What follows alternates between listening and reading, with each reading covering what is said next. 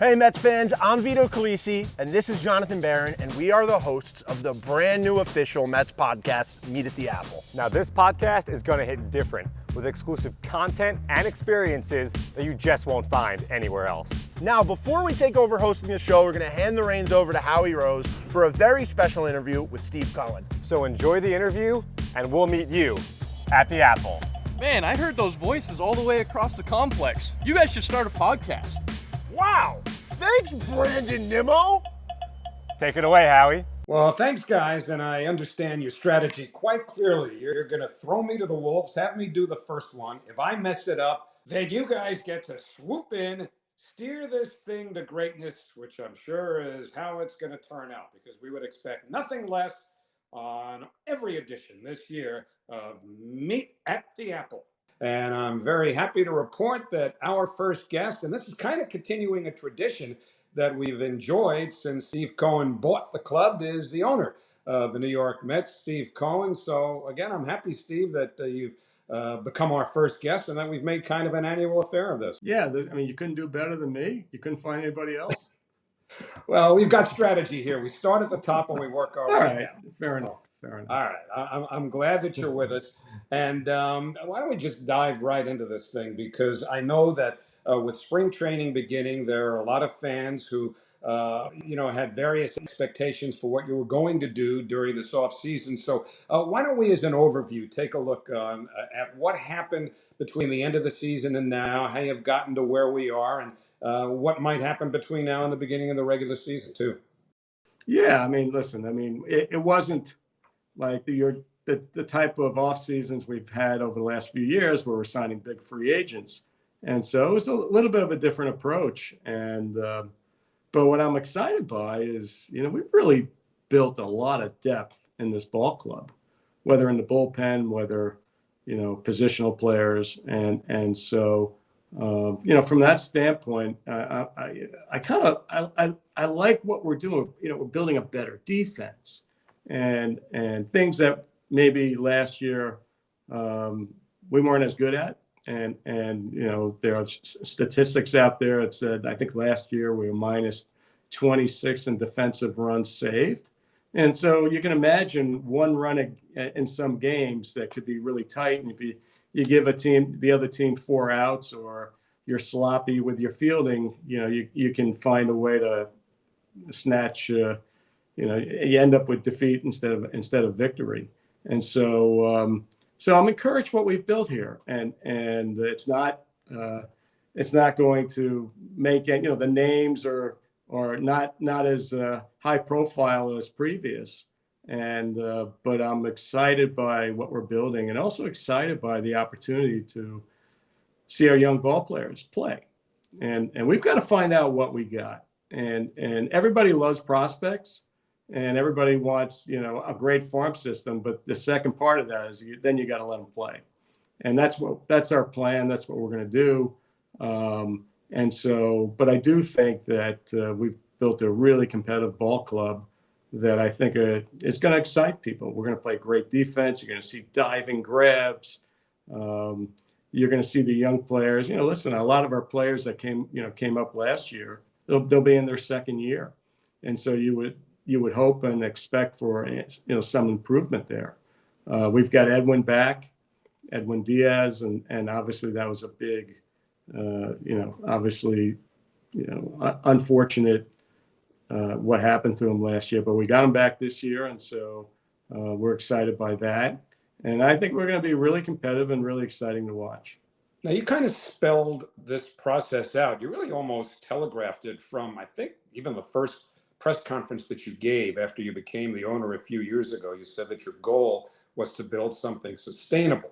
And clearly, as you've addressed, that's kind of what this offseason has been about. But, you know how the fans are in this age of social media. There's no secrets out there. You know that there's a faction that says, well, we've got well-heeled ownership. Why not keep spending? Listen, in the end, we showed last year that you can spend a lot of money and not get a great result. And obviously, there's always a certain amount of variability every year in the season, right? Sometimes ball players play well, sometimes they get injured. Things happen, right? And they're unpredictable. And so, we made a lot of moves last year to build up our farm system. And, we hope to see some of those players start to come up and excite the fans. So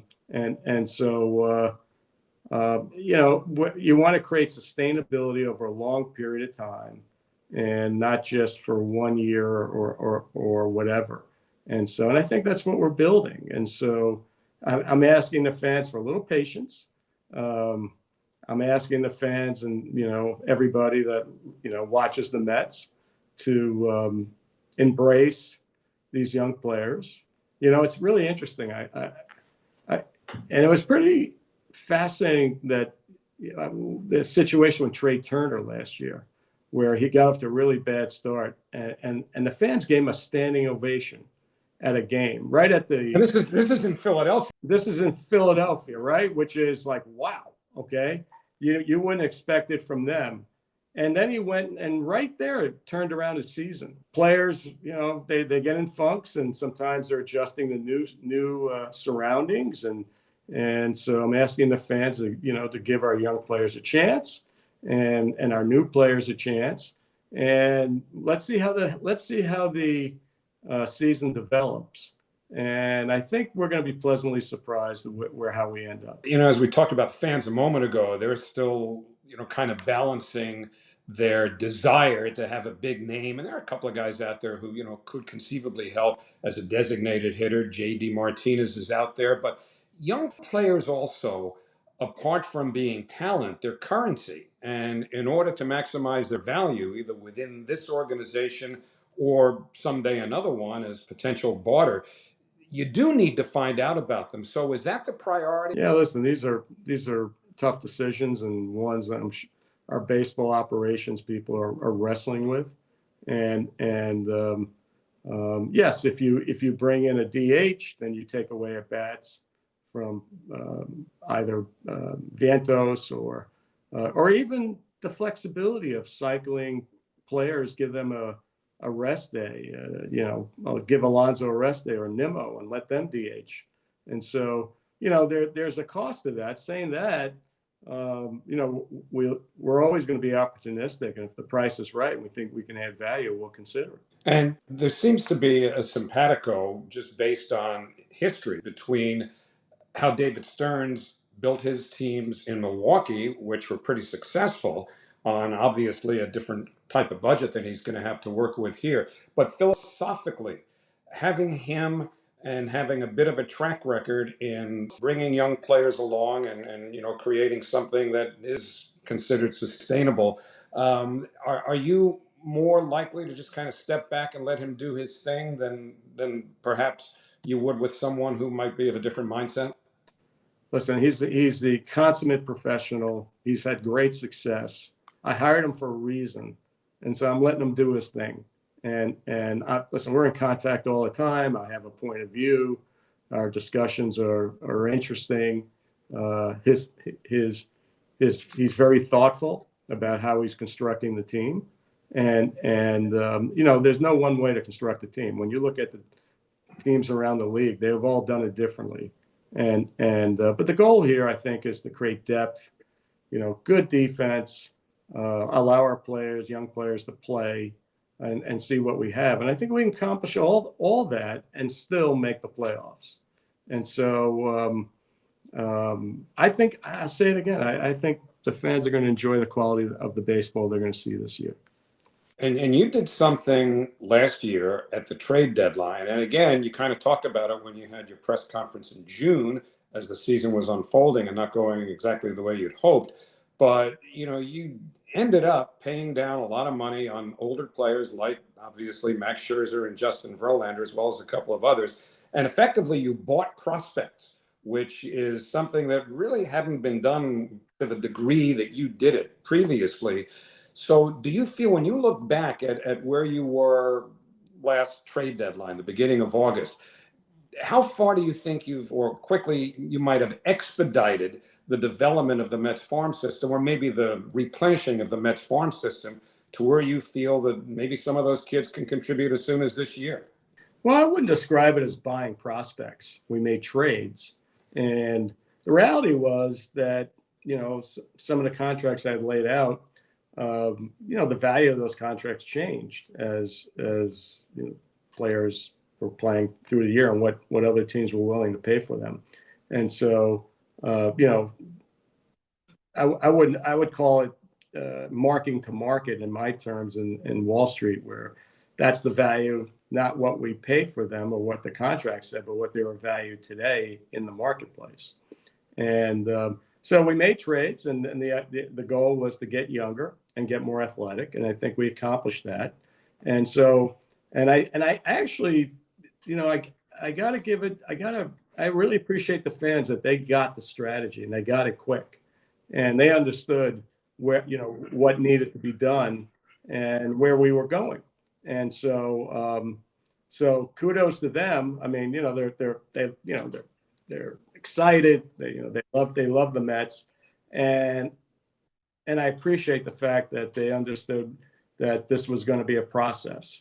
And I made the pivot, and it might have been considered radical in baseball, but in my world and in the hedge fund industry, it's sort of how I operate. And so, to me, it wasn't that. I thought the decision wasn't all that hard, and given what our prospects were for 23 season. And so so that decision was made. Now we're in a place where we have lots of we have an improved farm system. Some of those players probably help us this year at some point. And I think the fans could get excited. I mean, when you look around baseball's gotten younger, it's gotten more athletic. A lot of this has to do with the rule changes that came in the last year. And so we had to adapt and we had to change. And I think we've, moved aggressively in that direction, and sort of will continue to kind of try to further our goals of trying to make the playoffs and yet create a sustainable farm system, a sustainable pipeline of talent that the fans can get excited by. And we can win. So clearly we've talked about a lot that you've done. There were a couple of things that didn't happen in the offseason that you tried to accomplish, along with a few other teams that tried to do it. And one of them, of course, probably the biggest one, was going after the Japanese pitcher Yamamoto. Can you walk us through the process and how optimistic you might have been at some point, and how you reconcile that you gave it your best shot and it didn't work out? Yeah, listen, there were how many teams were after him? Probably 8 to 10, and there's only one winner. And so, fortunately, we didn't land him. I felt we gave it maximum effort. David and I flew to Japan. We had lunch with Yoshinobu and found him an outstanding individual. And obviously his record speaks for himself. And the way I look at these things, even if we didn't land him, I think we made an impression on him. And I think that goes a long way for the next players that come out of Japan. And so I feel good about what we did, and I'm playing long ball. I'm not just playing short ball, and I'm sure there'll be other opportunities to land interesting players, from Asia, and I look forward to putting in the same effort, and I'm sure we'll land our share. Okay, well, you just used the term long ball, which serves as a perfect segue into talking I'm trying to help you out here, Howie. That's great. I mean, I love it. You just led me right into a fellow by the name of Pete Alonso, who's going into his walk year, the final year of his contract. The fans want to keep him. He's immensely popular here. He's produced power numbers to the extent that no Mets hitter in their history ever has. So as best you can inform us as of to date, where do you stand right now in terms of making Pete perhaps a lifetime Met? Listen, we want to keep him. I mean, he's an important part of our team today and hopefully in the future. And we know the fans feel strongly about him. And so, but he earned the right, to explore his value. A lot of these players only get one real shot to explore their value, and that's at their free agency year. And so he's hired Scott Boras, and, Scott's known for trying to maximize value for his client.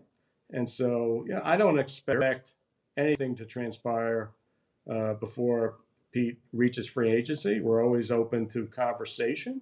And, But I mean, he's earned the right to explore his value, and I'm highly supportive of all players doing that. And just like we ended up figuring it out with Edwin Diaz and Brandon Nimmo, it'd be my hope that we do the same with Pete. There's such an interesting dynamic that goes into free agency. And I think, based on a lot of stuff you've told us over the years, that this really kind of ties in with what you like to call your day job, where you get, in the case of, I'll use Pete as an example, you have all this data that becomes available that can best inform and project what you can expect from a player given age, size, condition, medical history, and everything for, say, year 2, 4, 5, 6 of a long-term contract.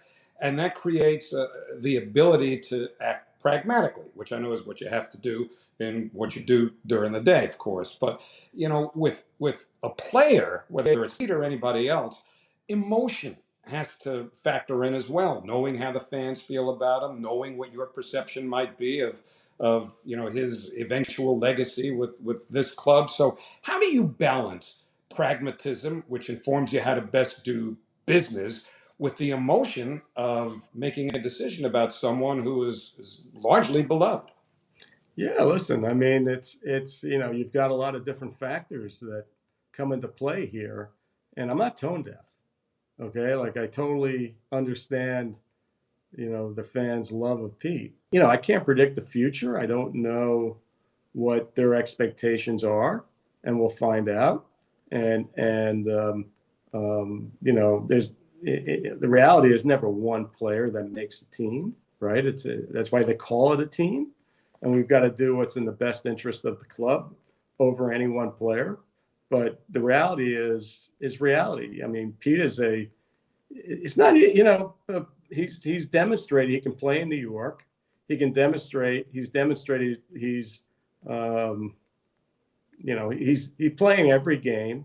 I mean, he gets into a car accident and 2 or 3 days later, he's back on the field. I mean, he's playing 58 games a year, 156 games every year. Hurt his wrist, and he was back within 10 days when normally anybody else would have been taking a month. So, I mean, that doesn't go unnoticed. He's an important part of our team, and like I said, I'll say it again. I hope we work it out. So, Steve, given all the variables, what are your expectations for Pete this year? Well, listen, I hope he hits 55 home runs and makes it so difficult on me, in free agency. So, I would call that a great outcome. Well, one of the things about this Meet at the Apple podcast, though, that we're going to enjoy hearing and seeing throughout the season is that this is not just about the on-field product. It's about things that happen off the field, the entire ballpark experience. And obviously last year there were a lot of new things, most notably the huge scoreboard. So what can you tell us about what fans will notice as different and better at Citi Field this year? Yeah, we've got some stuff going on. We always have some stuff going on, and we're expanding the retail store by we're doubling the size of the store. So obviously more merchandise, more options. I think people will love the feel of it, and so that's one thing we're doing. And another thing we're doing is we're expanding the home plate club, making it 3 times the size for our premium paying customers, and give them That's the one downstairs right behind home plate. That's the one behind home plate, and give them a world-class experience down there.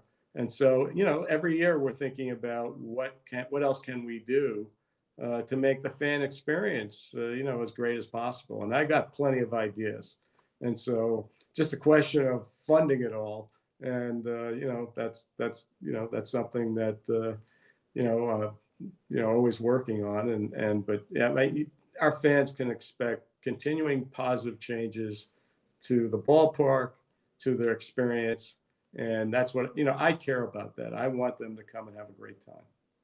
Well, I know there's always a lot of buzz about the promotions and the giveaways, and I know that I have a personal bias, I suppose, because whatever you give away this year, it's going to be pretty hard to top this baby right here.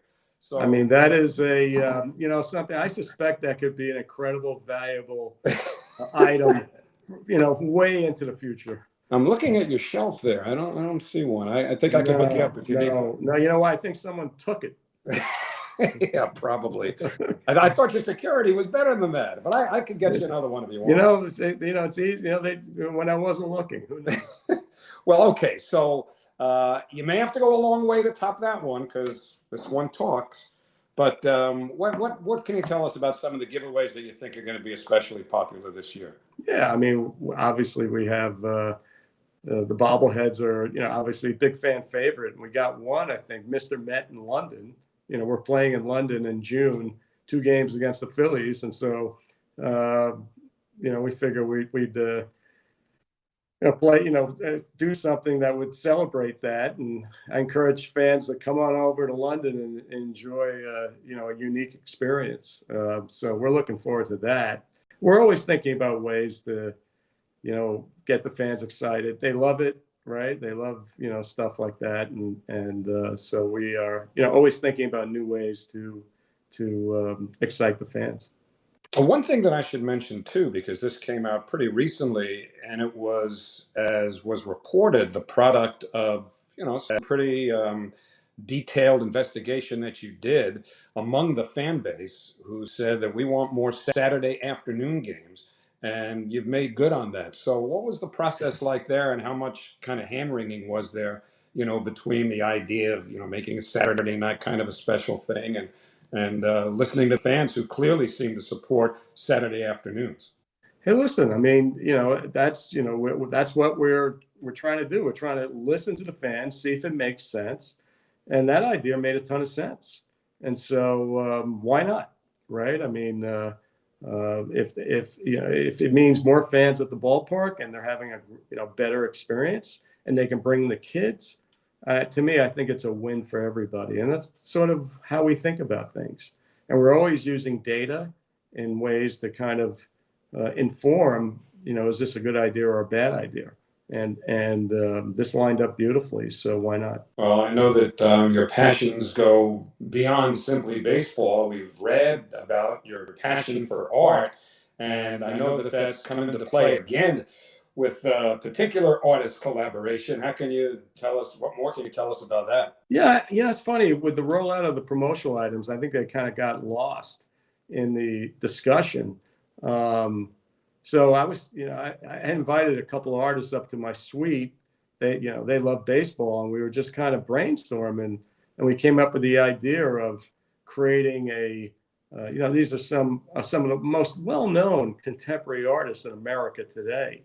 And we came up with the idea of designing some promotional items where they actually designed their own item, and then we would give it to our fans. And so we have 3 artists this year that are creating unique items and could be collectibles at the same time, just like the bobbleheads. And so listen, I'm interested in art. I collect art and enjoy that aspect of my life. The idea of these artists who love baseball too, and then to create something that's unique, marrying culture in different ways. I mean, why not? And so that seems to be a thing that, look at Taylor Swift and football today, right? I mean, this isn't of that ilk, but still, it's marrying different cultures in a way that hopefully excites the fans. So will they be given away as prints, or is it more elaborate than that? No, like bucket hats and other items, okay. things they could use, and so hopefully this is something that is the beginning of something we'll do every year, and create sort of a different category that fans can enjoy and hopefully collect. And I know that you're also planning, and this has been written about, and there have been a lot of schematics that have been revealed on developing the area adjacent to Citi Field. A few months ago, you unveiled this plan for what's going to be called Metropolitan Park. What kind of an update can you give us about the process that will allow that to eventually reach fruition? Yeah, so we're spending a ton of time with the community, The way we describe it to everybody, this is the parking lot, 50 acres of asphalt. And what are we going to do with it? And what could we do with it that creates a destination around the ballpark that not just for our fans, but for the whole community in all of New York City. And so that's what we're thinking about. And, we're planning an integrated entertainment resort, with great live music, with gaming, a total separate area, what we're going to call a Taste of Queens, with local food and places to meet up with people, and restaurants and bars, and sort of the things you see at other ballparks. And so when someone comes to the ballpark, it's not just park, watch a game, and go home. I mean, you can spend a day there. You can spend an evening after. If we have an afternoon game, 4:00 game, you can have dinner afterwards and make it a 6-7 hour stay in Queens in this entertainment complex. And so that's what we're thinking about. We're talking to the community, listening to them, what they want. They're going to live nearby. They're going to be there. We want to make sure that we're hitting the things that matter to them. And we're really excited about, our plans have really been, well developed, and obviously subject to change depending on what happens. And, obviously we'll take a good idea from anybody and to create something that we're proud of. And that's the goal. Because you talk about the parking lot as it currently exists. So is this vision on the Citi Field side of Seaver Way, which previously had been 126th Street, is this separate and apart for anything that might be developed on the land that had been where the junkyards have been for all these years? Yeah, this is the land that we control, that where the parking lot is. And so what happens to parking would probably we'll build garages and position them in different places so people have easy access to the highways, as opposed to all leaving at a one parking lot where things tend to get a little bottled up, and trying to make the ease of getting to the ballpark faster and less stressful for our fans. And so this is a massive effort by my team, and more to come as it develops. A lot of this is dependent on city and state approvals, and so that takes time. And then there'll be a process of applying for a license to build this, and that takes time. And so we're hoping to get some resolution on this over the next year or two. So, and then of course the building part of it's going to take a while. Then the building's going to take a while, so that'll probably take another 3 to 4 years. And so we're talking 2029, 2030. So it's still a ways away, but this, it's an $8 billion project. It's massive. The community is excited by it. It's going to create a lot of,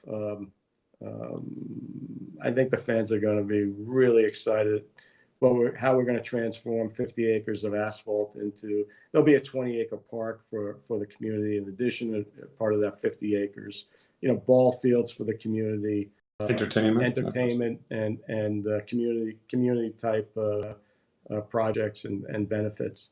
And so, but I'm sure what happens when you have a development like this, then they end up developing around these things and start to create its own, where the junk shops are. I'm sure there'll be additional building by other people that will transform that area too. And I know I always say people are going to be upset that they can't get their hubcap fixed, and I know that's going to be a real downside. But so hopefully we'll hopefully there's plenty of other proposals out there, in the New York City, and so hopefully we'll persuade the right people that this is the right project, and we'll get a chance to build it. Well, speaking of junkyards, that's about where my golf game is. And I know that you're getting extremely involved now in this investment that you've made with the PGA Tour. Maybe I can get a little help from someone eventually. I'm probably beyond help. But in your case, what is the scope of this investment with PGA? Yeah, I needed some help with my putting, so I figured I'd try something unusual.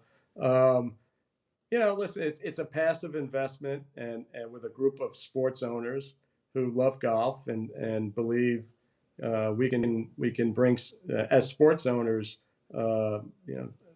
ways of operating sports enterprises that I think will improve uh, the fan experience, for golf fans and also for the tour players. And so listen, I love golf. It's something I'm excited by. It's a relatively smaller investment to what I have in the Mets, and the Mets is my number one concern. And I said it, and I'll say it again. I got to get the Mets right. And so I'm continue to be fully engaged in the Mets, and that's my baby, and I'm gonna do whatever I can to bring a World Series to our fans. Well, you've been nurturing it for a few years now. So, in retrospect, what's been the bigger challenge for you? Building a ball club, something as you use the word sustainable, or having built the hedge fund to the point where it is? Well, listen, I mean, even when they're both. I mean, it's kind of the same thing. When I built my hedge fund, it took time, right? That doesn't just happen overnight. And I described the Mets as a fixer-upper, and we made great progress over the last couple of years, in improving the processes and how we go about developing talent.